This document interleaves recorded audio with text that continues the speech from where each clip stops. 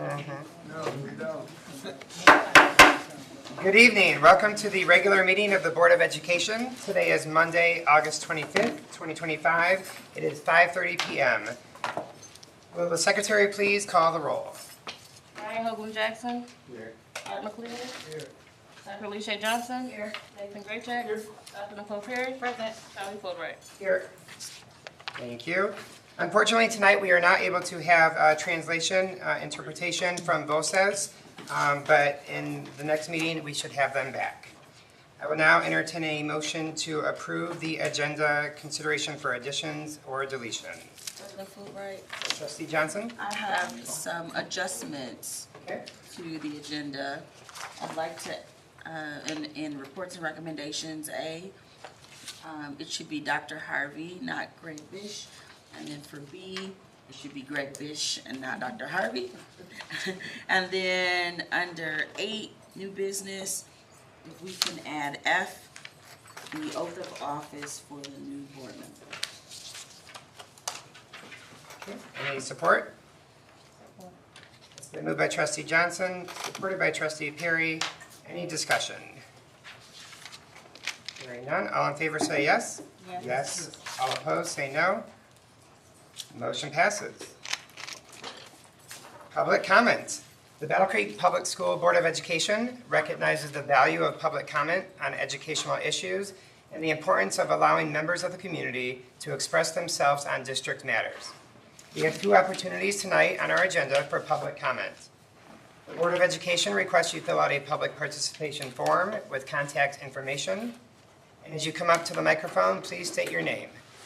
Each statement made by a speaker shall be limited to a 3-minute duration, and if the speaker represents a group, the person will be given 5 minutes to speak. BCPS Board of Education will listen, take comments and questions under advisement, and not respond at this time. Public commenters will direct all comments to the Board of Education and not to staff or other participants. Do we have any public comment? Thank you. Moving on to consideration and approval of the following consent agenda items. A, trust funds written only. B, minutes of the work session on July 14th, regular meeting on July 28th. C, bills for the month of July. D, personnel changes in recognition of retirees. And E, finance reports. I'll entertain a motion. President Fulbright, Yes, Trustee Graycheck. I move that we approve the consent agenda as presented. It's been moved by Trustee Graycheck, supported by Trustee Hoagland Jackson. Any discussion? Hearing none, all in favor say yes. Yes. All opposed say no. Motion passes.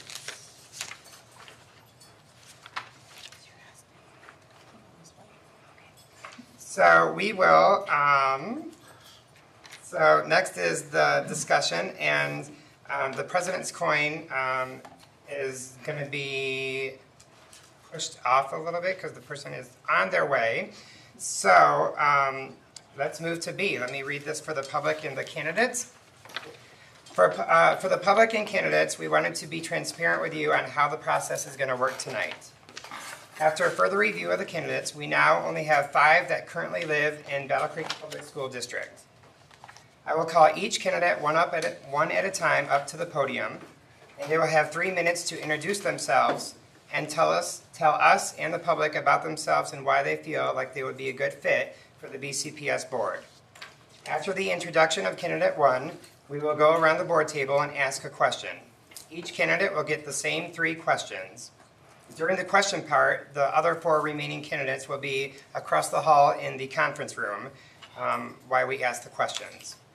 I will start with the first question, and then Vice President Perry will ask the second, and then so on and so forth as we go around the table.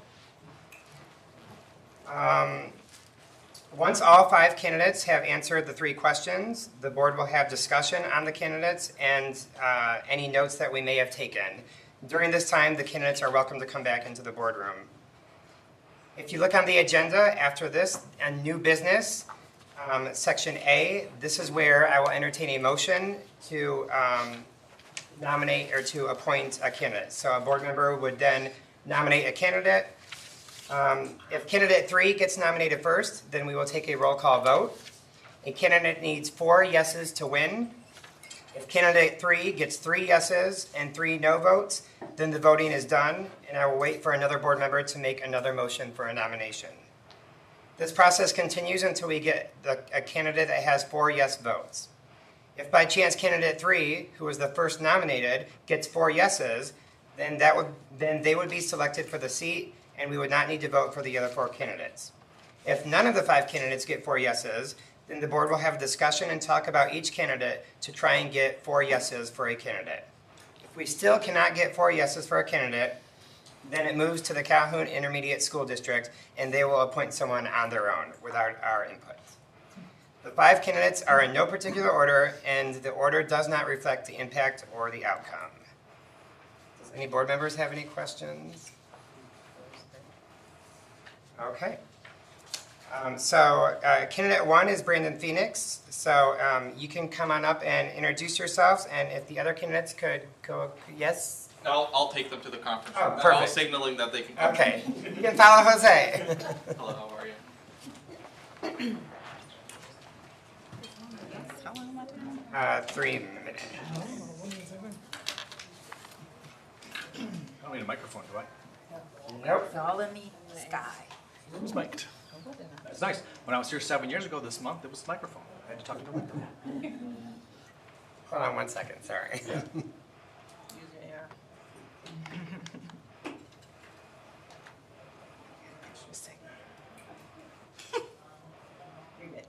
Oh, let me start? Yes. My introduction. Yes. So hi, my name is Brandon Phoenix. I live in Battle Creek. I've lived here since 2018 for the last 7 years. That's my family. I'm from New Orleans. My wife is from Battle Creek. She went to Harper Creek. I actually went to Maple Valley Schools, which is a small rural school about 20 minutes north of here. I'm very excited that I get a chance to be considered for this opportunity. I had the chance, and I hopefully Dr. Carter remembers this, when I was looking for districts to kind of call home both for myself professionally and my family, we were in the hospital with my oldest, and I remember emailing Dr. Carter and saying, hey, I'd read about the work that BCPS is doing in Cranes. Like, I would love to talk more about what you're doing. And it all worked out both in the sense that I was looking for a district that kind of spoke to the work I want to be doing as an educator, but also was a place where I felt very confident that my students, my own kids, would be successful. I feel like I have that, and I'm very grateful for that opportunity. All 3 of my kids go to Fremont now. It's great they're all in one building for the first time, which is amazing. That's 3 blocks from my house, which is amazing. My students are all on track to get free college, which is amazing. There's so many amazing things about public schools that I want to be part of the narrative of the work that's happening moving forward, and what that looks like. That's the end of my introduction. I don't need the whole 3 minutes unless you want me. Well, I'll look at you for another minute and 40 seconds. That's cool too. If we can. Oh, you have to look at me for the next minute, please? So I have the first question for you. So my question is, beyond any specific issues you've mentioned, what is your core philosophy regarding the purpose of public education, and how does that philosophy drive your desire to serve on the school board? So I'm gonna start with the easy part, which is what I mean. My core philosophy of public education is why I'm an educator, right? Which is every student can. That's very much what motivated me to get into the work when I did, 21 years ago. I'm coming out of the University of Michigan, go blue. And I feel like in terms of, beyond specific issues and things, for me, my reasons are really well laid out in the strategic plan that the board has adopted, right? When I hear about positive school experience, achieving excellence, grade level mastery, career college readiness, those are the things that, as a school leader here with BCPS, those are the things that drove me. Those are the things I look at in my current role with Talent Together. So when I think about why I'm here, it's very much my belief about how transformative public education can be for every student. I say that as a student who was very fortunate and had a lot of privilege. For those of you who don't know Maple Valley Schools, we did not have the same legacy of excellence that BCPS has and does. So I felt very left behind when I went to school. And so I had the opportunity to maximize that. And I think we have a whole community of students and families who have tons of unrealized potential that we have the ability to tap into, and that's what motivates me. Awesome. I have the second question. So as a prospective board member, what are two of the most important factors influencing student success? And how should the board reflect those in our priorities? I'm gonna go back to the strategic plan, because I feel like they're really well laid out there. The first one to me is attendance, right? That's obviously a big one. So in my current job, I work with about 100 different school districts across 16 ISDs in our state. Nothing about this problem is unique, right? Everyone's trying to solve this problem. And so I would say student attendance being number one, and what we're doing to incentivize and reward those families who are able to make that commitment, understanding the barriers about why you're not getting to school and what's happening. I think that's a big one. The second one, again, I'm pulling this right from the strategic plan, to me, was the adult practice piece. So I know the district made a commitment a few years ago to increasing, compensation so we were competitive, right? In terms of the skill set that we're getting instructionally, are we getting what we're looking for? And if we're not, how do we develop teachers who do? And I will tell you, that's a conversation happening in every district, because traditional teacher pipelines aren't producing enough teachers. So you have to look in different places, long-term subs, paraprofessionals. Great, we welcome them to our classrooms and we're compensating those people. Do they have the instructional skills we need them to have to move our students forward? Because I also see a lot of very concrete numbers in here in terms of, hey, if we're gonna make this goal by 2031, this is what needs to happen along the way. And those are two things I would pull out right from that document. Thank you. All right, again, the third question. Effective board work means sometimes making difficult, nuanced, and sensitive decisions that impact people in real ways. With the number of challenges that face the district ahead, how do you plan to handle yourself when you find that you are facing disagreement from your fellow board members or members of the community? I spent a lot of time before I applied for this opportunity reflecting on the job description. So it was very clear, where our locus of control is as board members versus what we think we're supposed to be doing. And so one thing that's important to me stepping into this opportunity is to think that I'm not here to try and be another principal. What I'm actually here to do is to try and give some wind to the sails of the work that's already taking place with the board and understanding the different levers with which those things get worked on.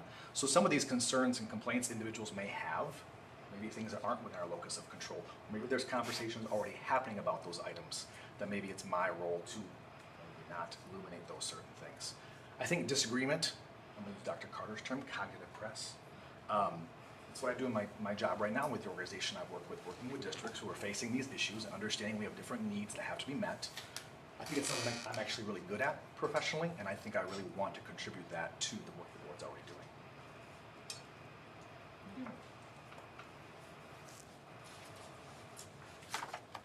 Thank you so much. I think those are the three questions. Does anyone have anything else? No. Okay, we're good. Any questions, everybody? Oh, you want to follow up? I had asked earlier. I think we can ask this question to every single to ask it candidate. So, everybody. yep, go ahead. I'm just curious about, obviously you're filling a vacancy. Do you anticipate this being a long-term commitment? Are you interested in running for this seat next year, or do you intend to be a placeholder until the next election? My goal, if I'm just being honest, I have, my kids are 5, 6, and 7. So my commitment to the district is at least for another 14 years. And again, that's what I wanted to be doing. Right now I'm serving on the Community Oversight Board in Battle Creek. They asked a similar question, how long do you want to do this? And I was like, well, as long as the need is present and I can contribute, that's my goal. So it's nice to be able to slip in this way right now, because I didn't have to do the whole campaign thing, but I have every intention of moving forward. Thank you so much. Thanks, y'all, appreciate it. Thank you. May I nominate you to? Is Catherine's the next person? It is, yes.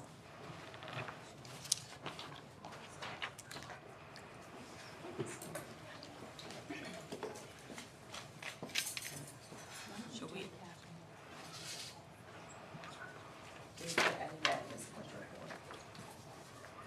Yeah. So after Catherine, we're gonna go back to the president's court. After,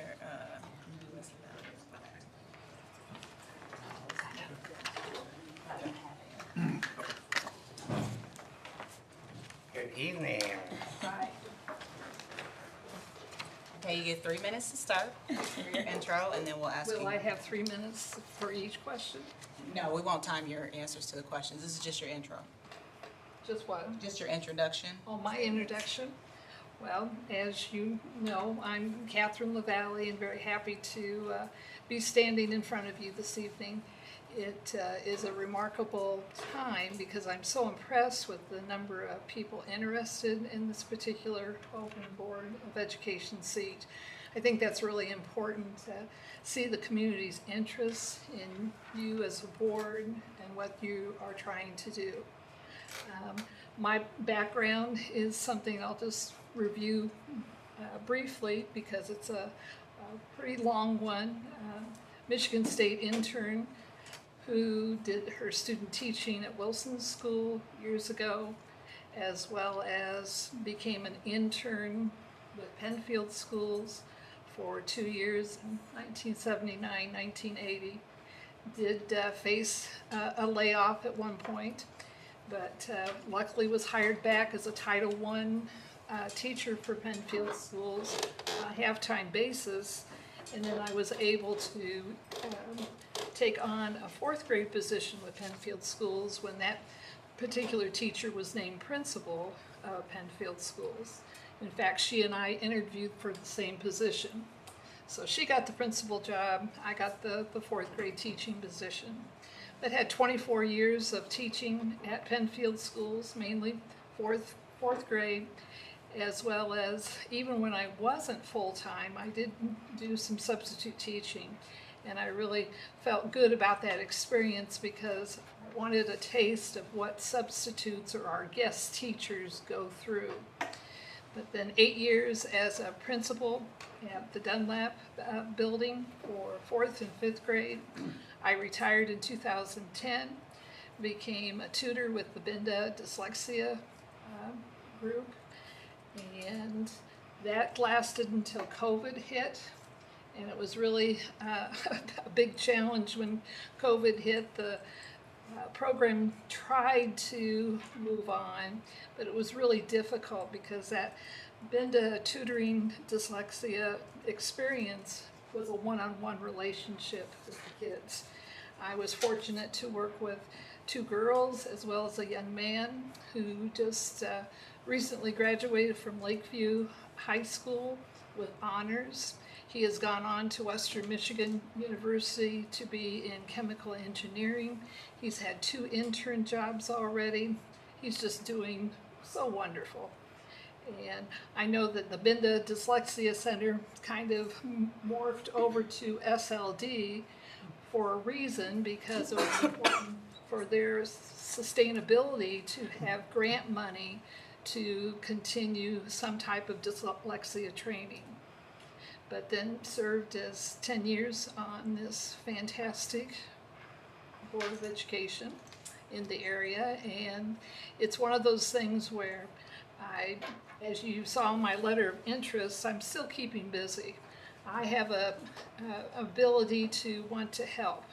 I want to be seen as a person who cares very much about the success of this school district. Thank you so much. Trustee Johnson, you are up.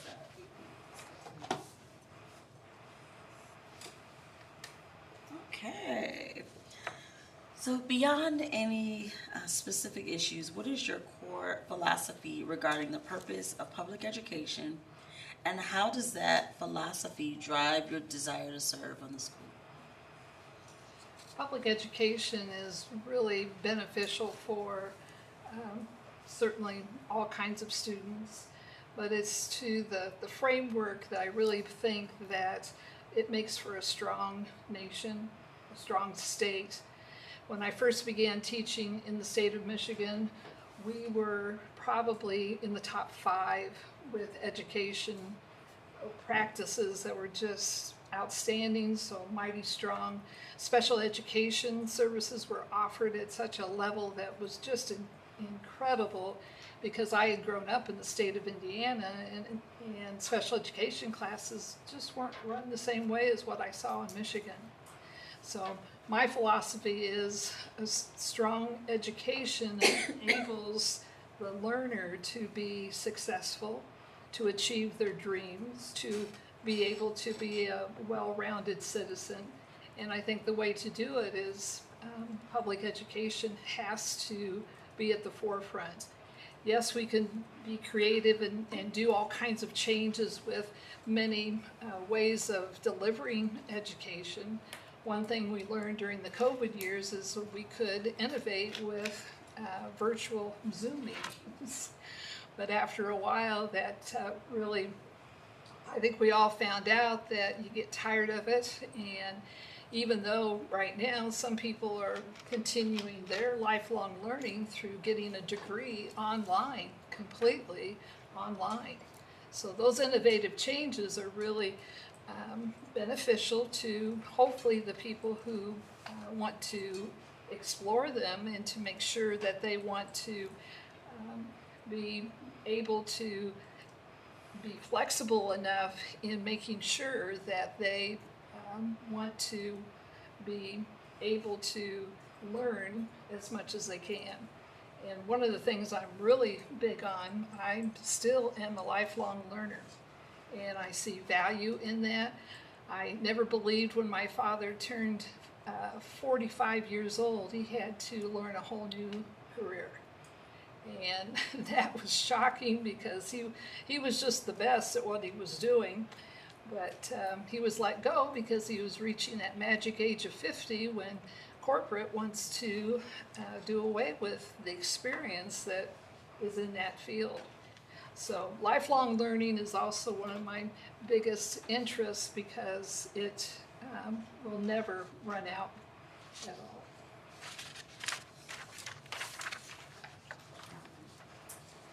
As a prospective board member, what are two of the most important factors influencing student success, and how should the board reflect these in our priorities? I know the district has been working hard on a new strategic plan.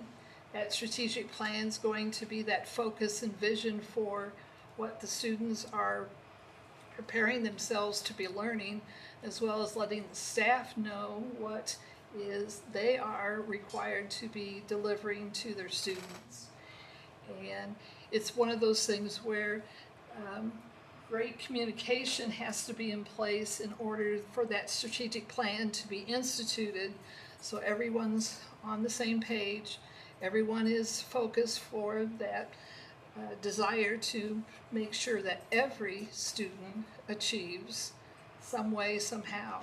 Battle Creek has been really aggressive with their ability to look just not only for college ready, but community ready emphasis is important, as well as the skilled trades. Things are swinging back to years and years ago. Skills trades were a part of the school environment. And to know that education, once again, cycles back, comes around full circle.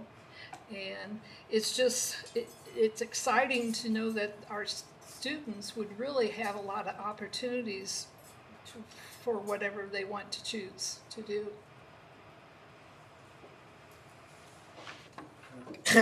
So the third question is, effective board work means sometimes making difficult, nuanced, and sensitive decisions that impact people in real ways. With a number of challenges that face our district ahead, how do you plan to handle yourself when you find you are facing a disagreement from a fellow board member or members of the community? I think that's pretty important to be able to be an active listener. An active listener is one who takes in the information or perspective that the other person is trying to give, whether it's a community member, whether it's a colleague on the school board, whether it's a teacher in front of the school board. It just starts with active listening. And active listening requires good eye contact with that person in order to ask smart questions back to that person for clarity. And you just have to take the time to have a conversation. And so often in our day and age, our time is just so focused on get it done, get it now, And we really need to be smart enough to take the time to listen and to seek understanding. And we do have one follow-up question for every candidate. Go ahead, Ryan. So my question is just related to your commitment to longevity in this role. As you know, you'd be filling a vacancy, which would be up for election next year to serve out the remainder of the term until 2030. What are your thoughts on that? Do you see yourself as more of a placeholder, or are you wanting to be in this for the long run? I think that's a fair question to ask all the candidates tonight. I will be honest with you. I feel like that I can endure the position, that I really think I can be of help from September on to a year from December coming up. Yes, I would like to maybe run for re-election, but I just never dreamed that there'd be a vacancy on the Battle Creek Board of Education this soon. So that's why you see me tonight, because I'm still in that loyalty. I'm still wanting the very best for Battle Creek students. And it's my thinking that I would like to do my very best for the term of office to fulfill the vacancy through December of 2026. Thank you so much. Thank you. Now, before we go on to our third candidate, we actually are going to bump right back up to the president's coin. So for those of you who don't know, a challenge coin is something that is given in the military. It's a coin that is usually given from a high-ranking individual, usually a commander, to someone in the warfighter. Here at BCPS, we are adopting a similar coin, a new tradition called the president's coin. This coin represents a person's affiliation to Battle Creek Public Schools, as well as their achievements, dedication, and service within the district. This coin is given to an individual only from the President of the Board of Education. Each month, the President will have the opportunity to give a President's coin to someone. It can be anyone in the district, to include admin staff, teachers, parapro, lunch workers, bus drivers, secretaries, anybody. This month's President's coin is going to someone who I actually don't get to see that often, but the students get to see him every day. This person builds relationships with our students, shows our youth what a positive role model looks like. He fosters what it means when we say every student, every dream, every day. When I think of great things that are happening in Battle Creek Public Schools, safety is up on that list at the top. And this individual definitely makes the students and adults feel safe when he is around. It is my honor to present the President's coin for the month of August to our own liaison officer, Officer Perry.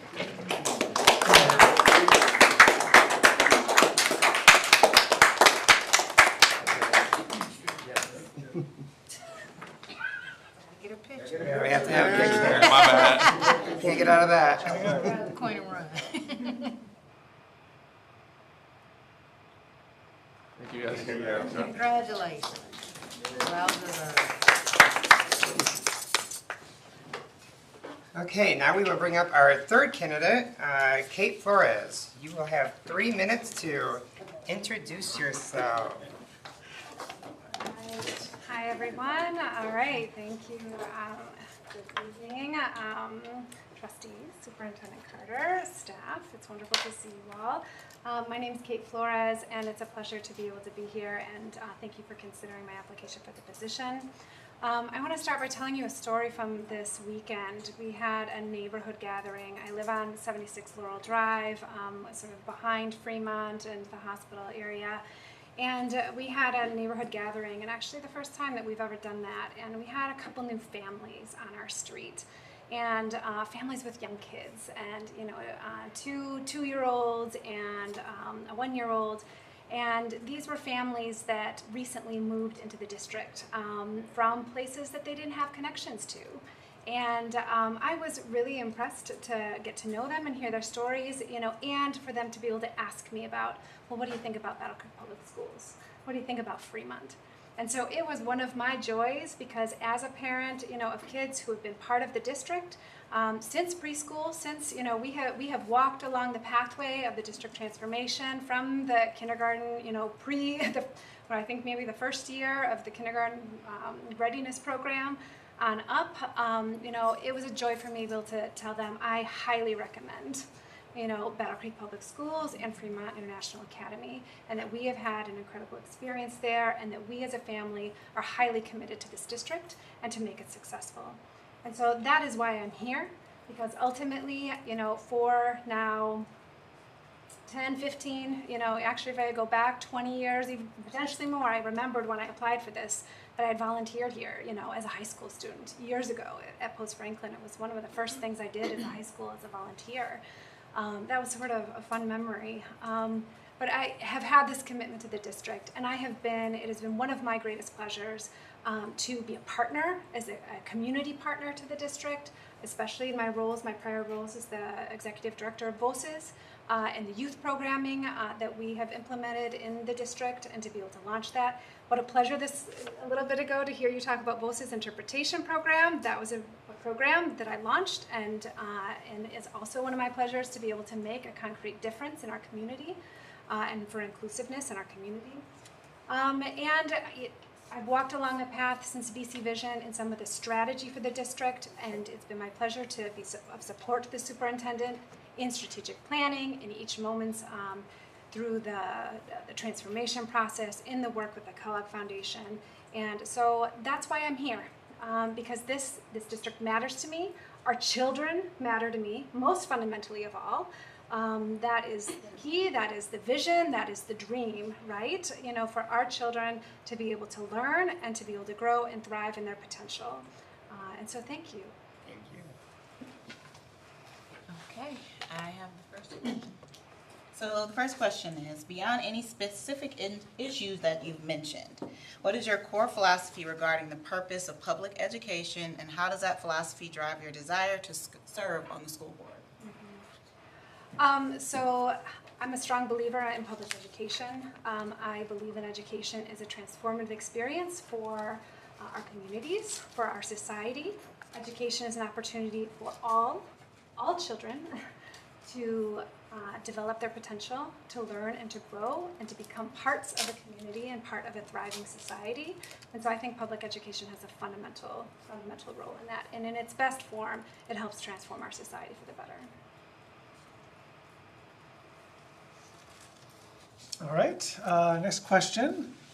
As a prospective board member, what are the two most important factors influencing student success, and how should the board reflect these in our priorities? So you said the two most important factors reflecting student success? What's the question? Yes. How do we reflect those in our priorities as a board? What a good question. So number one is community. The schools cannot, schools are part of a bigger system. They're part of a bigger community. And that is some aspect, especially in the 5 years I was on the Battle Creek City Commission, that was always one of my priorities, to think from a systemic perspective and from a community perspective. And how do our different components of government, of business, of education systems work together. And so that was a priority. And so I think coming there, thinking about the larger system of that we're part of, the larger community that we're part of, I think that's fundamental. And that, actually, echoes down in many ways from the, different sectors, but of course the families, parents. We exist in a bigger context, and that context needs to be considered, fundamentally.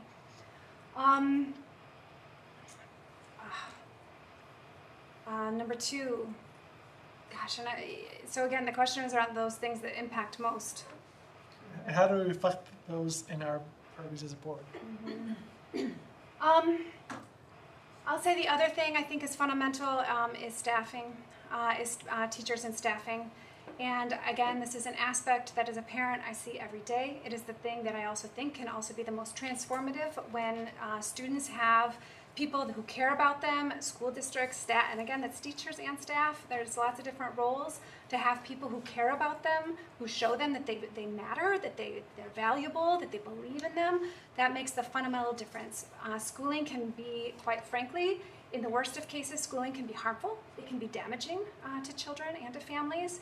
And what I want is for it to be the best case scenario, you know, and I think a lot of that is based on relationship and the relationship, you know, the teachers. And so for me, again, in terms of how those then connect, Brad, I think there is a strong role for how the board shapes vision and strategy, and a key piece of that is around community partnerships and how we're thinking and working systemically with our community and with our families and parents. And the other of how do we support our teachers and our staff? You know, they need to be well so that so that our kids can be well and also thrive. So effective board work means sometimes making difficult, nuanced, and sensitive decisions that impact people in real ways. With a number of challenges that face the district ahead, how do you plan to handle yourself when you find you're facing disagreement from fellow board members or members of the community? I'm not going to lie, this question is really fresh for me. I am also a member of the Civil Service Commission for the city. And again, I've had a lot of experience on other boards as well. This is really pertinent because they're really tough issues that we deal with. And like you said, they impact people's lives. And so I take that very seriously. I think it's very important to have diverse perspectives. I'd like to hear from diverse stakeholders, you know, of who have interests and think broadly about that to make sure that we're having voices included in diverse ways. And I also like to get a lot of information and ask a lot of questions. I think for a board to be able to work, you know, together and to make good decisions, we have to have information. We have to understand things deeply, and so I always seek to do that. Disagreements are going to happen, and my dream, as someone who's been an elected official, my dream, you know, is having a board that can work together, that can have a higher purpose of this is what we're here for, you know, and we can have that fundamental agreement of, you know, this is what we're here for, this is what we're striving for, this is what we want for our kids at the center, you know, and if we can come to that place where we can work together in a respectful way and hear each other, and in the best case scenario, we are bringing diverse perspectives, you know, that allow us then to be able to make the best decisions. And I think that's a really healthy environment. And when I said it was very fresh, it's because I come fresh off a really important meeting that happened this morning around that, where it's very real for me that we're dealing with lives, we're dealing with, in this case, you know, gosh, you know, thousands of lives, you know, of kids and families and everyone. This is important work, and it matters, and how we work together matters. And so that would be my commitment, to be able to work with members, you know, with all of you as well, to keep our goals front and center. Thank you so much. We do have a quick follow-up question that we're asking every candidate. Ryan. So my question is just about your commitment to longevity. As you know, you'd be filling a vacancy that would serve until the end of next year, and there's opportunity to run for re-election for the term to serve out the remainder of the term until 2030. So do you see yourself as committed to this long term, or more as a placeholder until that next election?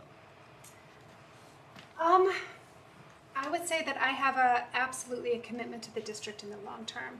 Could that potentially look like extension? Absolutely. You know, to be, you know, completely transparent, I work full time and I'm a PhD student, and I drive my kids around constantly to their activities. And so there is, you know, I have a dream to be able to be of service fundamentally to this community. That is why I'm here. You know, I've been out of an elected office for a while now, and you know, frankly, there's a part of me that's been itching of it's in me to give. It's in me to give back. It's in me to serve. And so, yes, in general, that is what I would aspire to. Like, and I would see how things work. Is this being a new board, a new experience? You know, and I would want to be sure that I am able to fully contribute. You know, in that type of way. So much.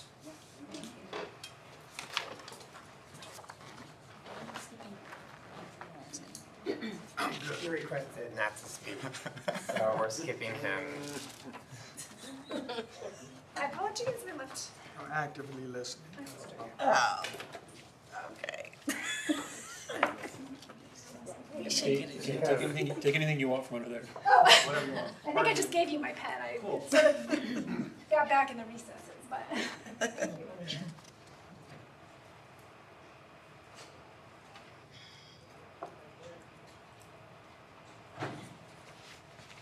Hello. Hello.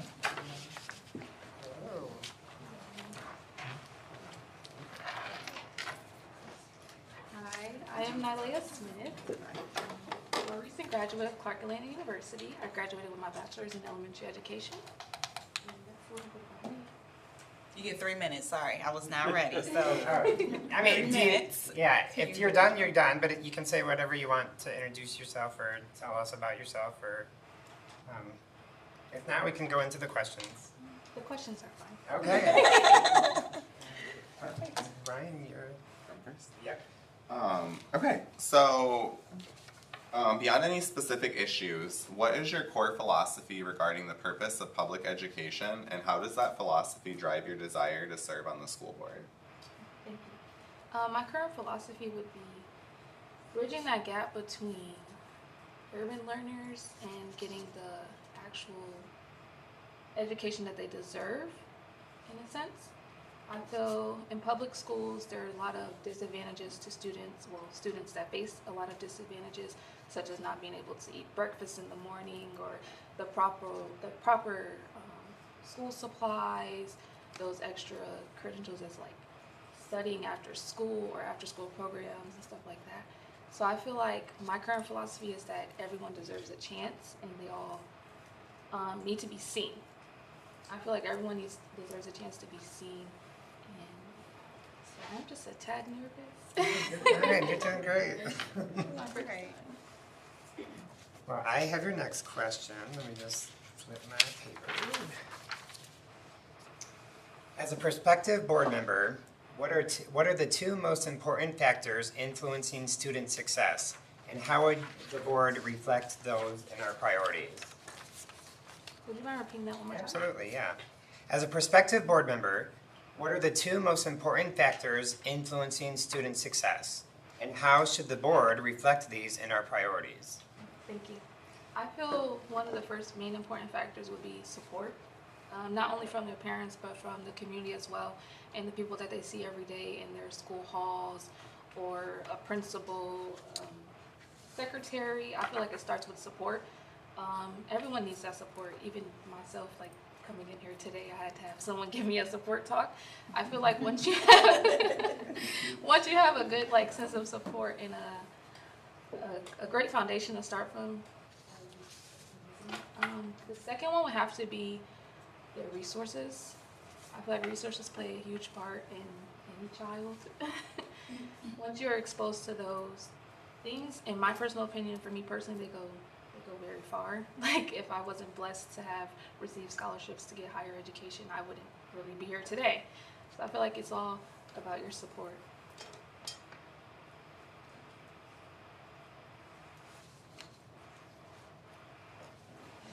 It's you. All right, the third question is, effective board work means sometimes making difficult, nuanced, and sensitive decisions that impact people in real ways. With the number of challenges that face the district ahead, how do you plan to handle yourself when you find you are facing disagreement from fellow board members or members of the community? Well, me, I'm a person who can see things from everyone's point of view. So I would take it in, of course, and hear everyone out. I would present my reasonings and the things that I feel in a respectful manner, of course. And if they're not always agreed with, that's fine, but they'll always still be in the back of my head, and I'll still always advocate for them, because I'm not thinking these thoughts for any reason, and I want to see real change. But it wouldn't be like a disagreement or anything. I hear everyone out. Then we do have one follow-up question that we're asking every candidate. Ryan. So as you know, you're applying to fill a vacancy. Yes. This shortened term would be, what you're being appointed to would be to serve until the end of next year. Mm-hmm. There will be an election next fall to serve the remainder of this term until 2023. Or 2030.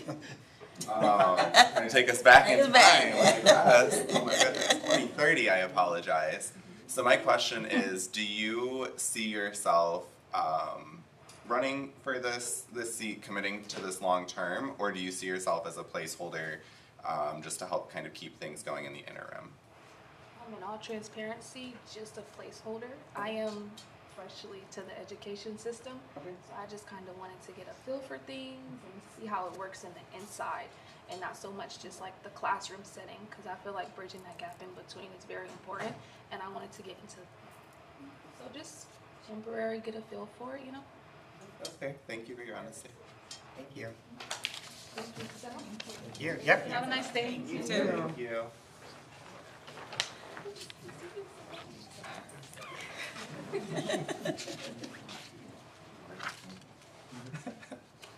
We're not going backwards. No, we're not going backwards. I would in this case go back to 22. You said you would.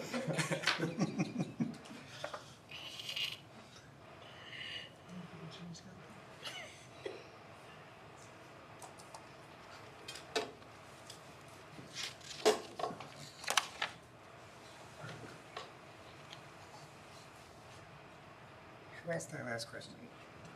You. Okay. You see, I was on. You're next, okay. Good evening. Good evening, everyone. Good evening. How's everybody doing? Good. Good. My name is Rochelle Hatcher.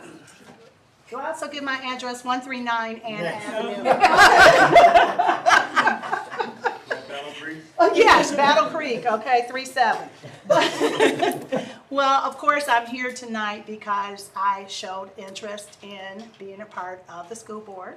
And my reasoning for that, one, is because I do so much enjoy being a community leader and a civil servant. And I don't call that being a politician, I call that as being a servant. I am a servant of the community, and I am a servant of the county in Battle Creek.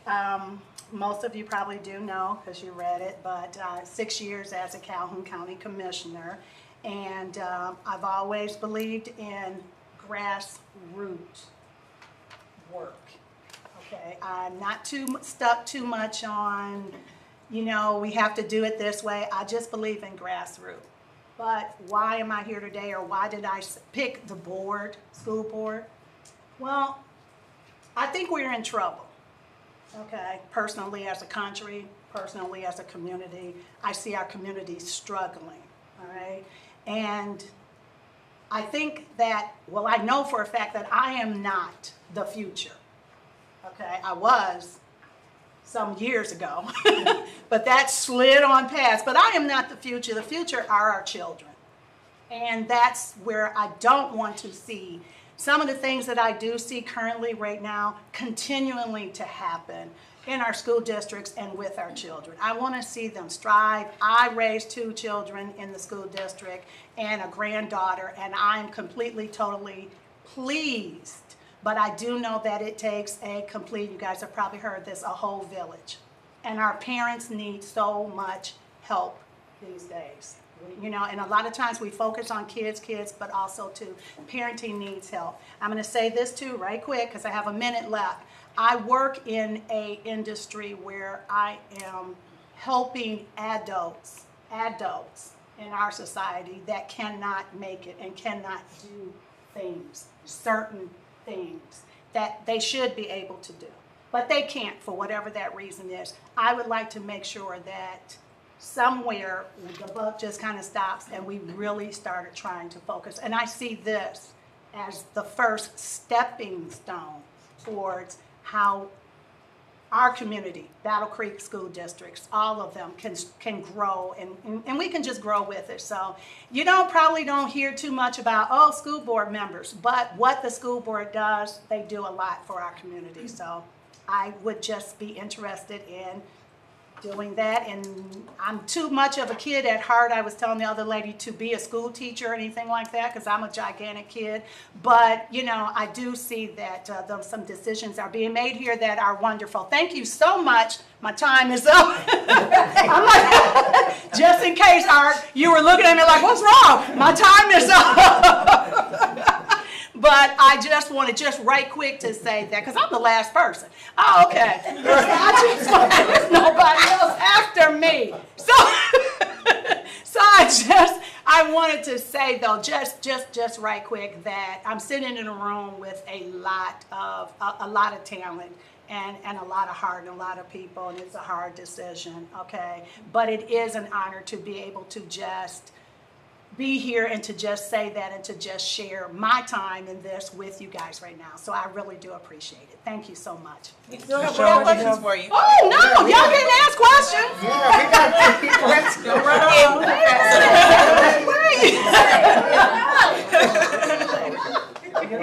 3 questions, all right? Okay. All right. So, Michelle,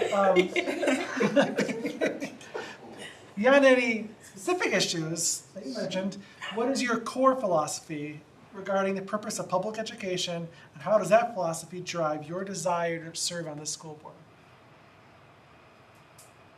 Repeat that for me one more time. Sorry. Beyond any specific issues you've mentioned, what is your core philosophy regarding the purpose of public education, and how does that philosophy drive your desire to serve on the school board? Great. The purpose of public education is clearly that the public deserves to be educated, regardless, okay? Race, religion, you just need to be educated. We deserve, so that's where public education comes in. I believe that I work and I walk in that direction because of my public school experience and my children's public school experience, my parents' public school experience, their parents, what little bit that may have been, they were educated in a public school system.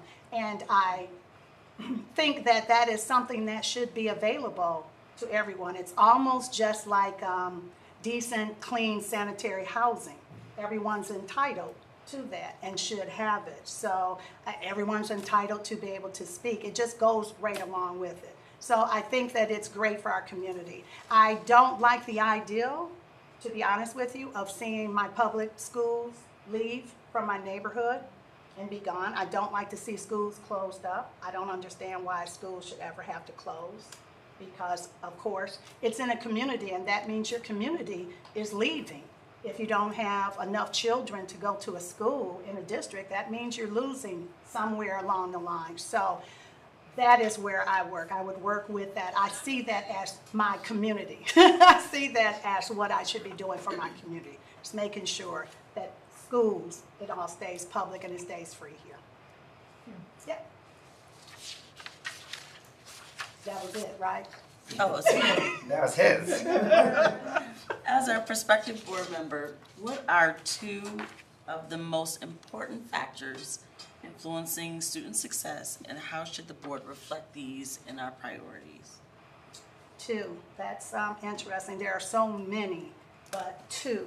I would pick 1, affordable housing, which is just a drive of mine because I think it's very, very difficult for children if they are not sure of where they are going to be and where they're going to put their head down that night. It is so difficult for them to function. And if they are watching parents at home, or if something's going on and we're being maybe evicted again or we can't afford it, it's very, very difficult. So I see in our community the need for housing to make sure. And then I also definitely see the need for more community involvement. I don't think that the school districts get exactly what they should be getting from home. Now maybe there's a lot of different reasons why we could, but we could also be engaging grandparents, great-grandparents, people that don't have children for one reason or another, but do want to work with children and do like being around children. So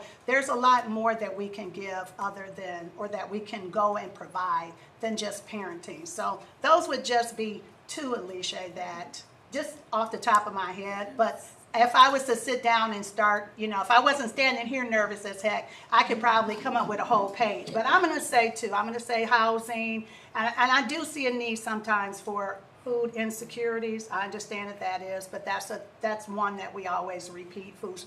But affordable housing and us reaching out to people beyond the family in the family, but a little bit past mom and dad.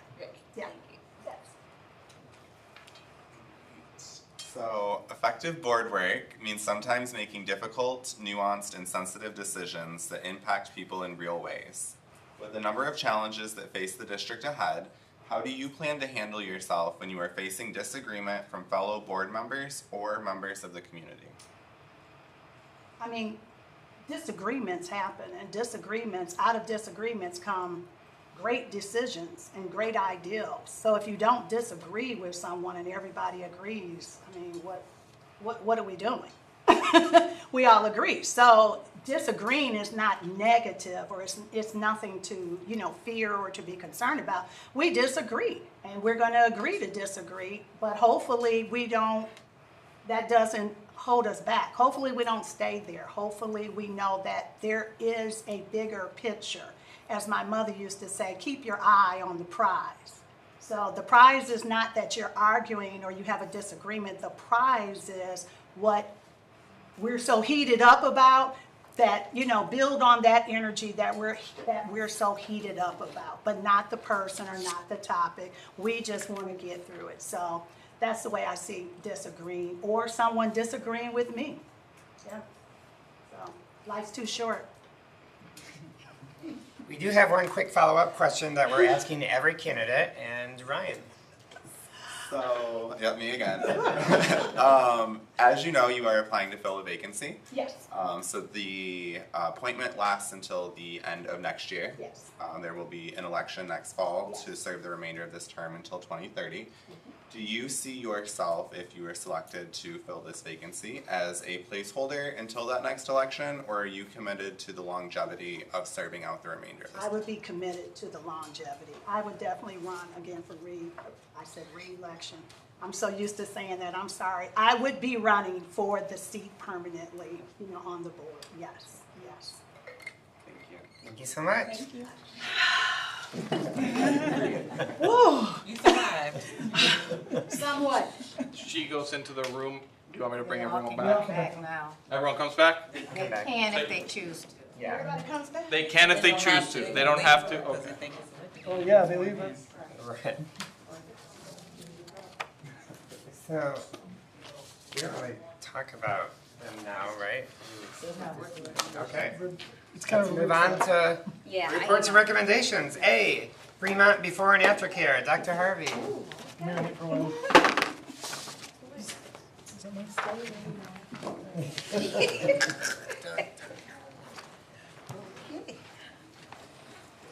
Watch all the fun we get to have usually. Well, good evening. I'm actually excited to bring this recommendation before you. If you remember last time I came, we talked about the threat to after-school extended learning care for all of our elementary schools. And since that time, we have been able to secure funding so that all of our schools have after-school extended care in all buildings. So tonight I ask you to approve a contract with the YMCA for Fremont International Academy for their extended learning opportunity partnership for before and after school care. It's recommended that the board approves a partnership with the YMCA for $136,000, $835.50. And I do want to make mention this contract has increased from years past because we are now able to offer more seats. So instead of the 50 seats that have been traditionally offered at Fremont, we now are able to offer 75 seats. It's been a big pinch point, so I'm glad to hear that. Any questions for Dr. Harvey? No, just a comment that, to your point, we did talk about this last meeting, so happy to see that we were able to find some way to get to a way that didn't involve parents having to add any cost. Just a question. Maybe this was covered at the last meeting. I wasn't here. What are like the time slots? Thank you. So the before program starts at 7 a.m. to 8:30 a.m. and the after school program starts at 3:50 to 6 p.m.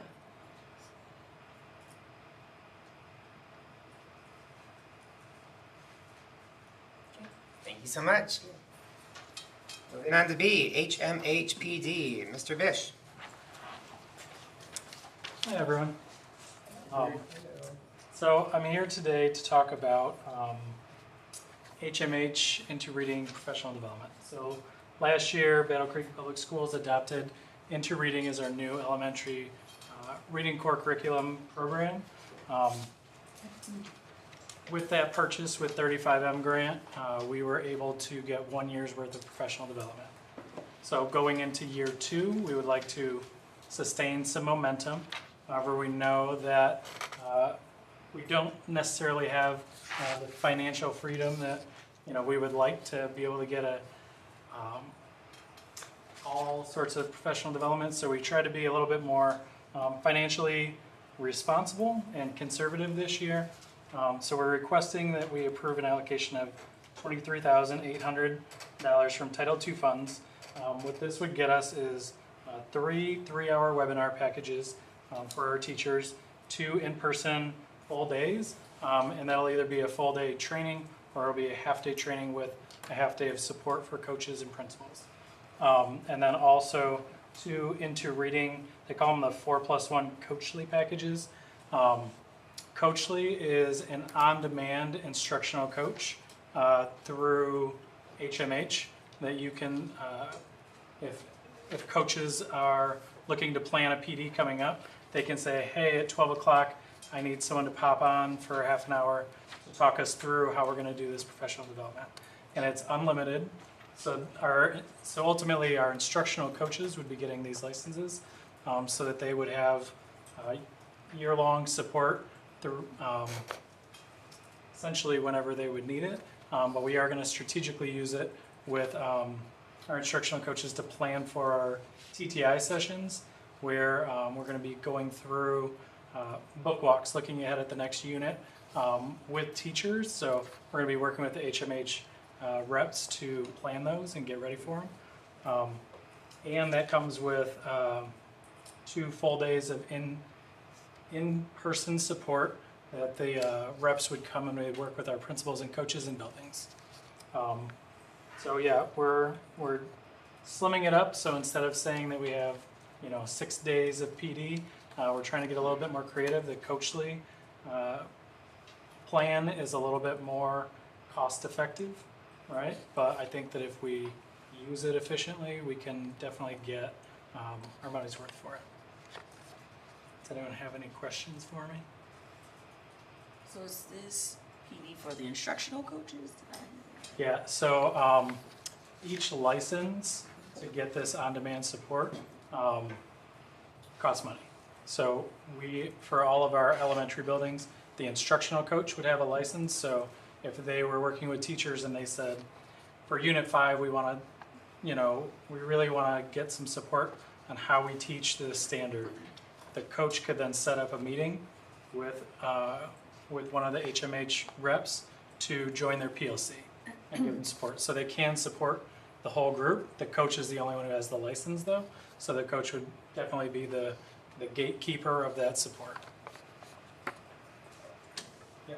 I guess maybe I'm missing it here, but why are the coaches right now not just able to support them themselves? Like, is there something missing that they need the additional support? 'Cause I guess I just thought the instructional coaches, their purpose was to do these trainings and supports. Yeah, absolutely. So this is a very comprehensive program. So last year, implementing, our coaches actually took on the role of providing lots of professional development using this resource, right? And it's a heavy lift because there are a lot of different components to it. So going into year 2, we were trying to add on another layer of support. Ultimately, we want our coaches to be able to do this on their own. We have quite a few new coaches coming in this year that haven't had that kind of training yet, and so we want to make sure that that we at least have that backup support while we're investing in this new program. I think going into year 2 without any implementation support, we could be problematic.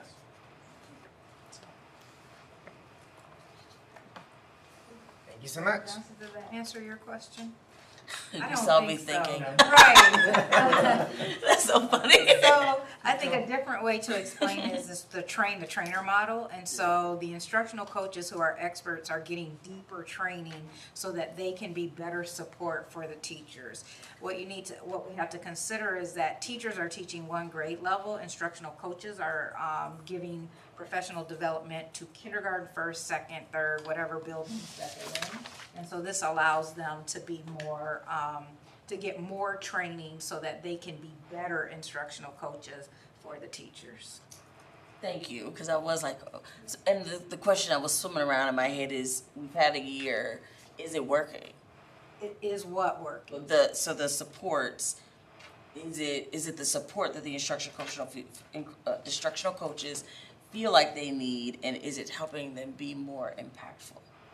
So I think to Greg's point, I don't know that we have all that data yet because this is only the second year of implementing the new program. And we need something that's going to bring on the new coaches that are being onboarded. So I think another year we'd be able to truly understand whether or not it's getting them the training that they need. And we did have good survey results from teachers that they found the trainings last year valuable from the HMH support. And the biggest thing we heard as a complaint is launching, expecting to use Into Reading last year without weeks worth of training ahead of time. So they kind of were learning on the job last year. This new curriculum program. So I think having this second year, providing support to the coaches and ultimately that would transfer to the teachers. I think it's definitely something that if our teachers didn't have any more PD in terms of this reading program, they would definitely struggle. So ultimately our coaches would be providing some of that, but kind of want to do the dual approach, train the trainer and utilize some of HMH resources. Any other questions? All right, thank you. I was just going to say, I won't before Superintendent jump in. I thought that's what you were trying to say. Thank you. Any program where we are trying to reach, where we're trying to train in-house, it takes more than a year. It's usually it's 3 to 5. Mm-hmm. So we initially had a 3-year PD plan, and the grant that we used to purchase the program was we're only allowed to spend that money on that single year. So we couldn't buy multiple years of professional development, so we had to cut it back. And so yeah, we're trying to be creative on how we can make that up. So she just said it a whole lot better than I did. All right, thank you. Thank you. Moving on to C, Bearcats Beyond the Bell. Dr. Harvey. Good evening again. As part of the requirements for the 21st Century Community Learning Centers grant that we have 2 of to support Bearcats Beyond the Bell, we must have a local evaluator for both grants. So the recommendation is for us to secure services with IEVAL that provides the services of processing and collecting data analysis for the program, as well as looking at our standardized test scores, report card grades, attendance, school behavior, with focus groups to make recommendations and findings of how well the program is meeting expectations and meeting grant requirements. So my recommendation is for us to secure the services of IEVAL for $18,000, and it will be paid from the 21st Century Community Learning Grant.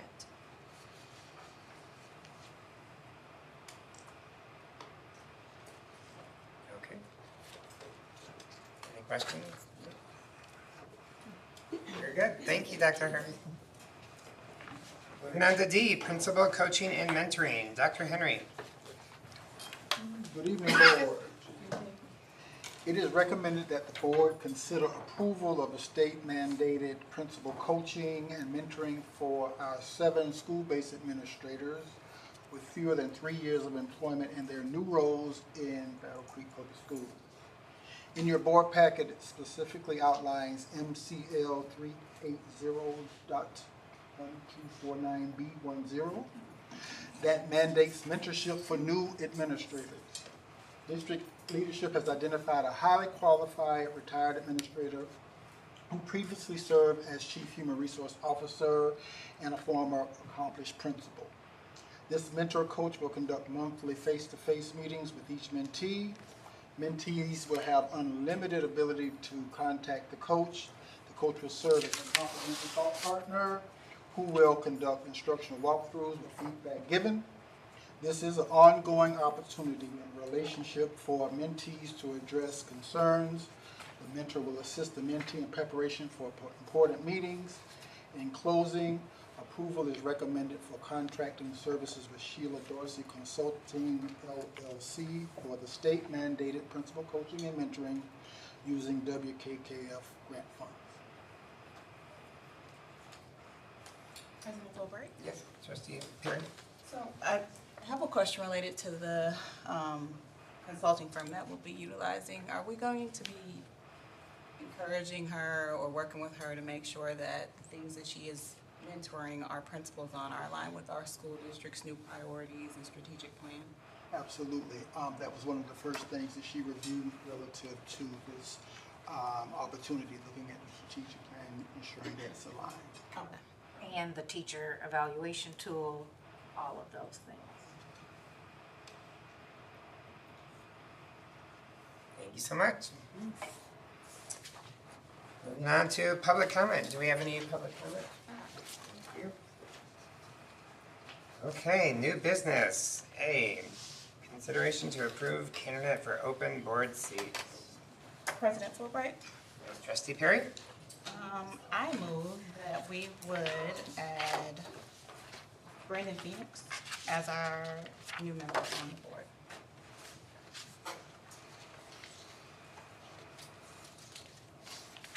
Is there any support?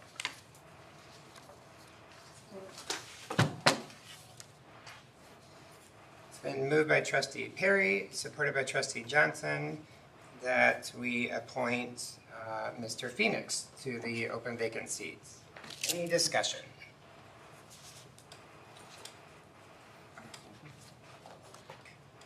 I guess I'm confused by the process. I thought we were like discussing and debriefing and then moving into motion. So we're just jumping right into, or we have to like make a motion and So- talk about something. I thought we were, yeah. Yeah, no, you're fine. So discussion can only be had when there's a motion on the table. So when she made the motion, then we can all talk about it. Then we vote, and if it's a 3-3 vote, then we go and someone else has to nominate someone else. And if it's a 4-2 vote, then that person wins. So now we discuss Mr. Phoenix, and then after the discussion, then we do a roll call vote. And then depending on whatever the outcome of that is, decides what direction we go. President Fulbright, thank you. Wow, I first want to say we are spoiled for choice. Amazing lineup of people in the community. Really compelling answers. Very impressed. I think we all knew that, seeing the names coming in, that we were going to be spoiled here. So the good news is whoever we choose is going to be amazing and full support. Bad news is we choose. I just want to say that kind of the rubric in my head, there's someone else that I just eked out.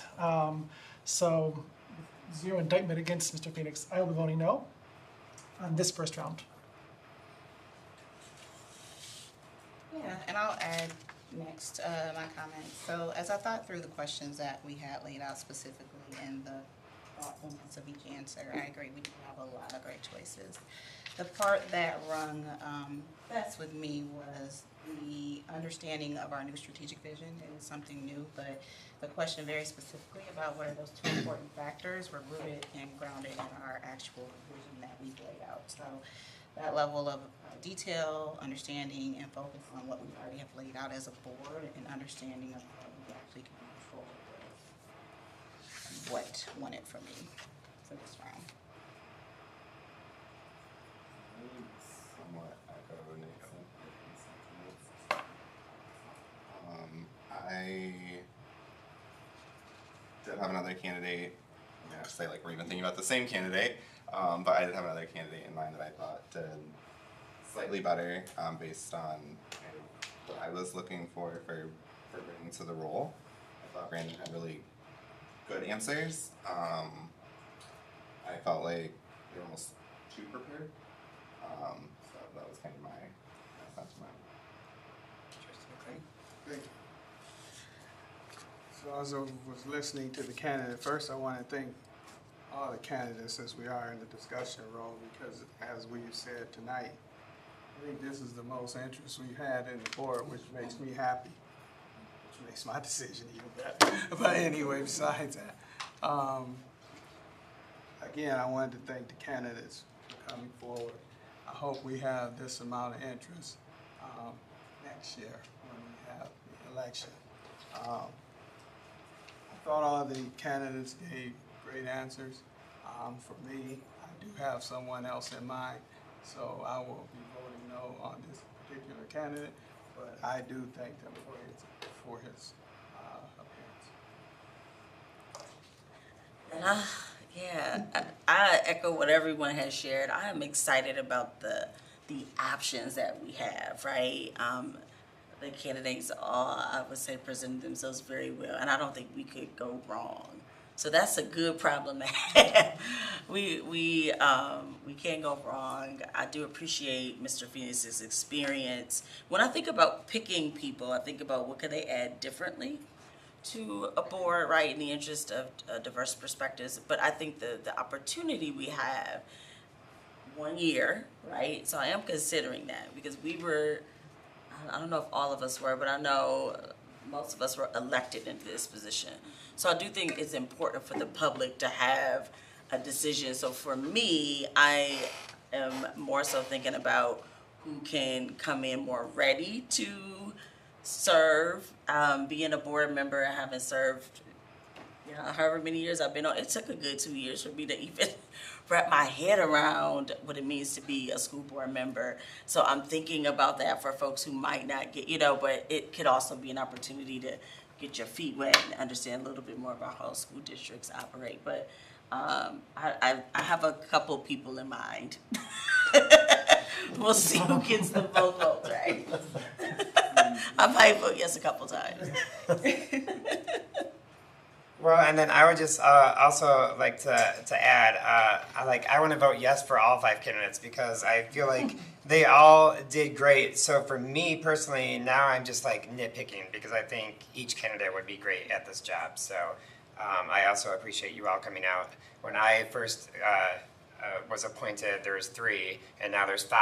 Actually, we had like 8, but due to districts, we have 5. So I'm super excited for the future, and if that's all, then we'll take a roll call vote. Madam Secretary? Dr. Alicia Johnson? Yes. Nathan Richard? No. Ryan Hogan Jackson? No. Art McClenny? No. Dr. Nicole Perry? Yes. Charlie Forward? No. Okay, moving on, I'll entertain another motion. President? Yes, Trustee Graycheck? I would like to nominate Kate Flores. Looking forward to it. Is there a second? It's been moved by Trustee Graycheck, supported by Trustee Hoagland Jackson to nominate Kate Flores to the vacancy.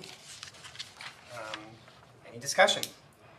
I will say that I was very impressed by Kate's responses, particularly around the influence of community. And I knew of Kate because we live in the same neighborhood, but did not know her personally. And really appreciated the context, because that is something that we talk about as a board often. And the superintendent often says the district can't operate outside of the success of the community. And that is so important.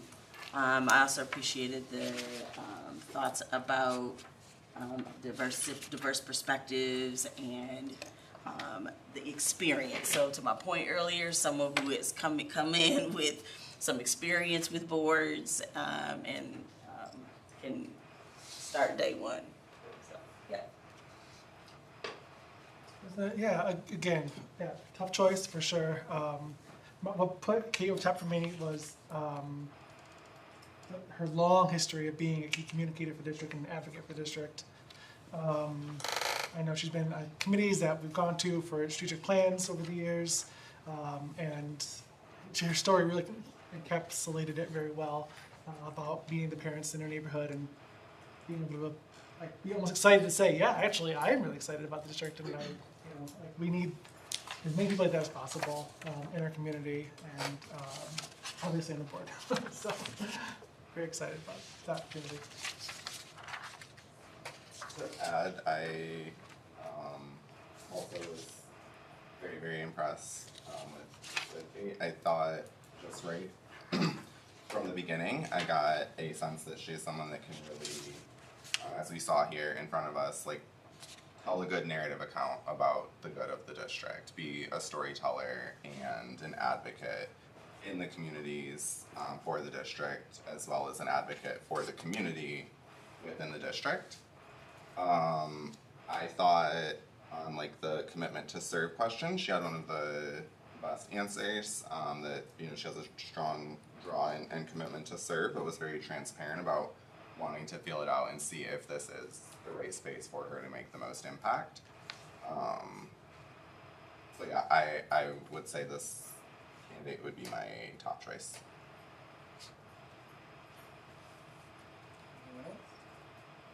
Can we take a roll call vote, please? Dr. Alicia Johnson? Yes. Dr. Penning?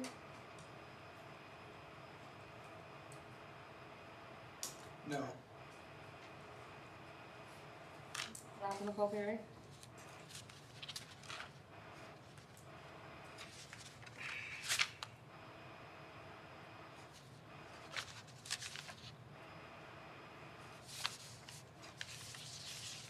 I am thinking. Start. That's what the pause is for.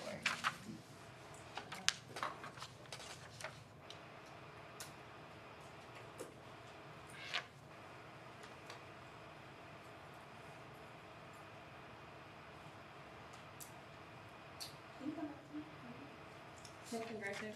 Yes. Ryan Hoagland Jackson? Yes. Charlie Fulbright? Wait, I'm not last this time. You are actually. I am truly trying to consider. No, it's, yes. That's it. But we still have to Still gotta vote. Still vote, Still you vote. have to vote. Okay, I say yes. Okay, congratulations, Kate Flores.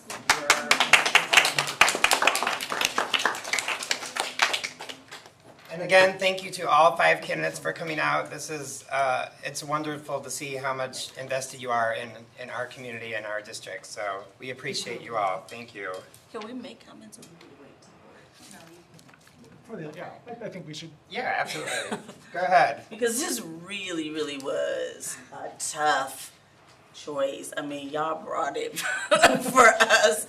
And we have relationships with people here, and I just really want to say thank you. Thank you for the interest. And we really would love to see you run, right? Please run. I want to say, particularly even to Nylea, there was something about the youthfulness that you would bring to this board that would mean a lot, I think. Probably should make this comment, but you may be closer than any of us to what the school experience may be like. And so that would be just to have that present. So I want to just thank you for even being nervous and coming up here and coming back to your community, and for Miss LaValle, the years of service that you brought. I don't think we could go wrong with any. So I'm hoping that you run. Yeah, I'll say the same thing. Oh gosh, I was sweating bullets. I know a lot of us were trying to decide outside Nylea. And again, real quick, I don't know you, but I was super impressed, and I'm really proud that you took that.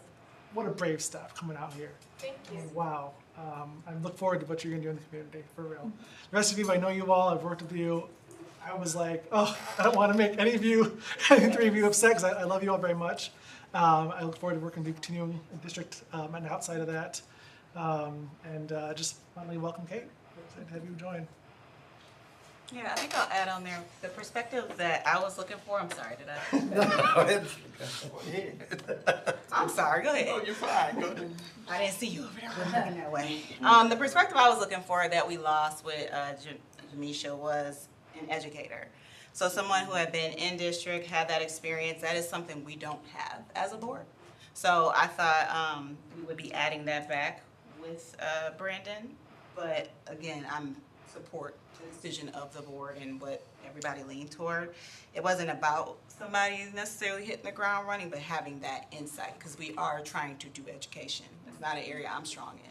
My area is completely different in expertise. So I do appreciate the thoughts and opinions of my fellow board members and welcome Kate, who I can't see, who I have seen and known, and our kids go to school together. So I know regardless we'll still do great things for this district. Go ahead, Trustee McClenny. Sure. Yes. So, one of the things, as long as I've been on this board, is, first of all, the candidate, right, this was a tough, it really was a tough choice. And there's a lot of seats open next year. I'm gonna say that again. There's a lot of seats open next year. Might be some seats y'all don't know about. But anyway. Let me just say this. Every year. This was, my no vote was in no way in the negative against Kate. My desire, and I heard it tonight, was, and I use it for myself, I am not the future. I am past my prime. My desire for Battle Creek Public Schools, and I have said this, you can go back and look in the notes throughout my tenures, is to get the youth involved and to pull those youth on, not just this board, boards all around this city. So for a temporary spot for 1 year, that's where my thought process was. For 1 year, a youth. Like I said, it was not against anyone else but my thought process, because I am constantly talking about our youth going away and then coming back to this city. And so I thought it was a great opportunity. Even though Ms. Smith was nervous, I thought about the youth. I thought about Ms. LaValle, because the question was not put forward, and I didn't think about it later, to be honest. I have very little energy, but I couldn't ask the question because it had to go to everybody, and we had already passed one candidate. But I think it's important, and it's been important for this board, that this board has been, my voice is about to go again, that this board has been certified. And I think it's important for the candidate that joins this board to understand we can't force anybody, but it is the desire and the expectation that this board continues to be certified. That does have some clout throughout the district. So again, I want to thank all the candidates. These seats will be here, trust me, next year. So run.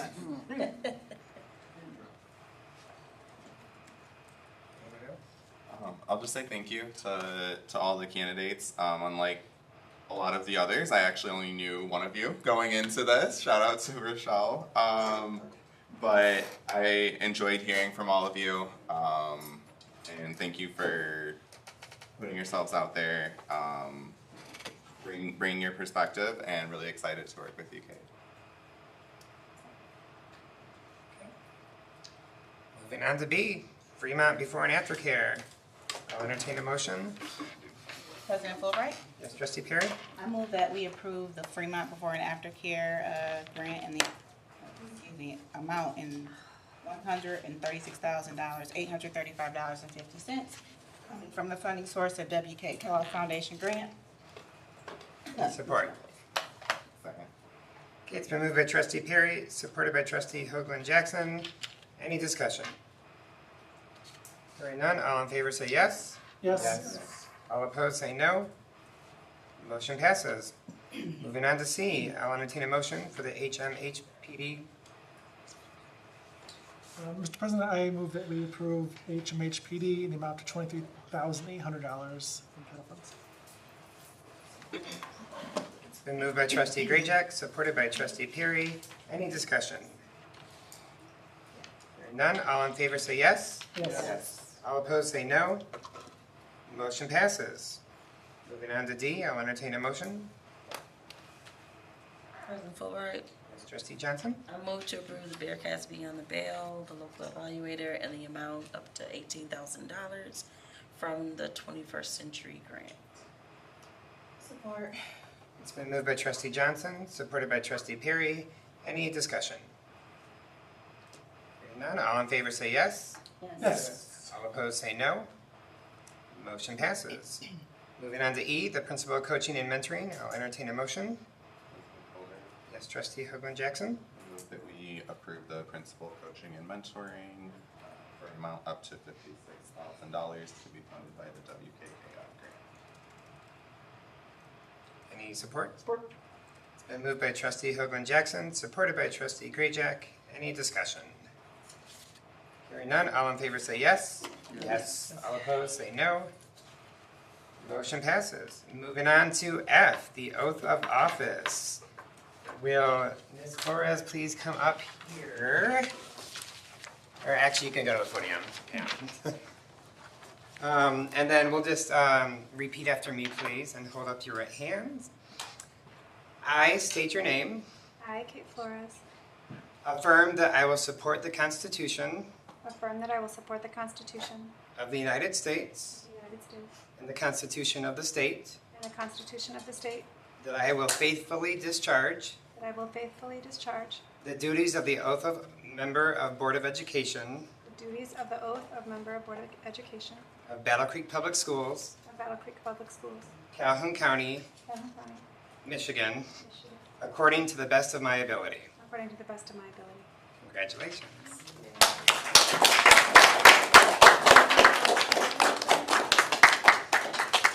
Any comments that you'd like to make? First of all, thank you to all of you, including, we had some lovely conversations and it was wonderful to connect, with other members of the community here. And, I echo, I feel like, well, thank you for listening to all of us. You did have excellent choices. So I want to share that as well with everyone. I also, was back there feeling like, yes, what great choices, So I'm looking forward to joining you all, looking forward to getting up to speed quickly, and yeah, thank you very much. Thank you. Superintendent comments.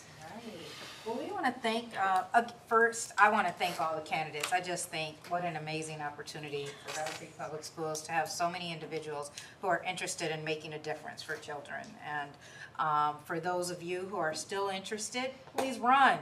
We want to make sure that the community has choice as well. And I'm looking forward to working alongside each and every one of you. With thank you, I also want to thank our parents and staff for helping us have such a wonderful start to the school year. It was amazing. I'm excited to see all of the great things that are happening at each of our schools. There was so much positivity in each of the hallways as I visited, from Fremont to the high school and over at Springfield. Just Northwestern's opening and the excitement around that. There are so many great things that are happening. I also want to remind everybody that Dudley Early Learning Center is now open.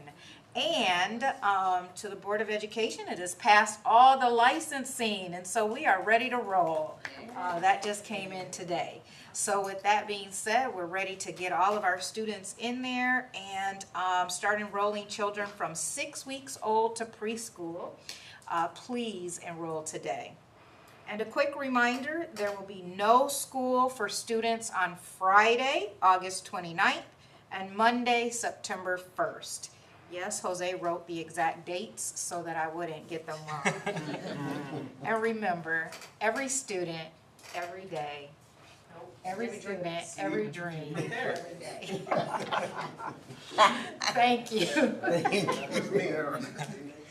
Trustee McPenny? First, I want to say welcome to all the students back and the staff. I did attend opening day. President Fulbright did a good job. I just want you to know that. Superintendent Carter, you did a good job.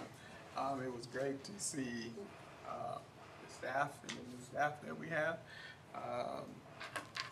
And what I like to do, and some people don't see me around because I like to sneak, I want to observe things for myself. I went to Northwestern and I stayed in the background.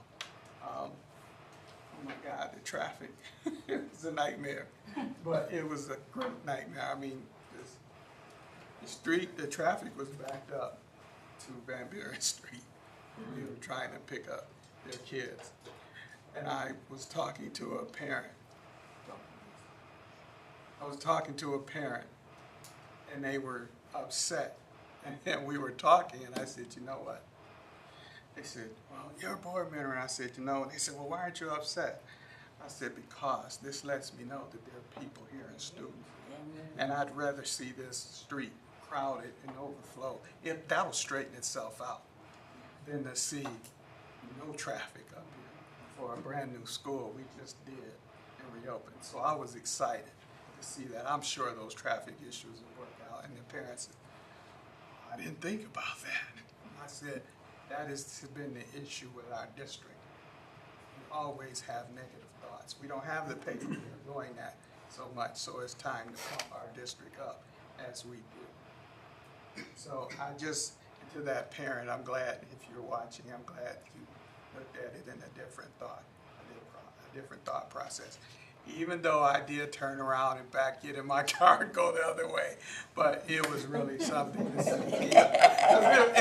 It was quite a wait, but it was a good wait, and I was glad to see that. Any other board member comments?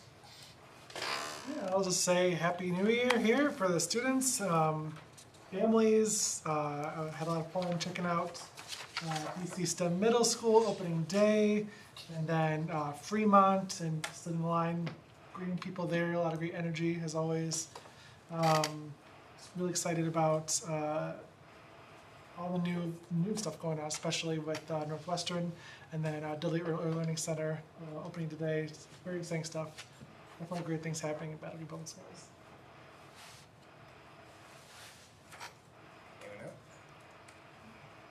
Okay, I guess I'll go. So I had the privilege of speaking for like 2 minutes at opening day. It was great. My picture was great. My name was great. I also had the privilege of attending the ribbon cutting for the Dudley Early Learning Center and getting a tour of that, and that was amazing. I'm so excited. I remember when I had foster kids. Our foster kid went to that school in 2nd grade, and to see the huge transformation of the Early Learning Center was amazing. So I'm super excited of the potential that has with our district. And then also for board members and the community, September 29th, we are having our third joint board meeting with Lakeview, Harper Creek, and Penfield. It'll be at Harper Creek. They're hosting us this time at the Harper Creek Library. It'll be Monday, September 29th at 6:15 p.m. So the public is welcome to attend, just like the previous ones that we hosted and Lakeview hosted. So, Topic yet? AI, and the speaker is from the CISD, the Calhoun County Intermediate School District. Thank So, you for that. yeah. Anything else? Great things are happening in Battle Creek Public Schools. Meeting adjourned. Oh yes, and pictures.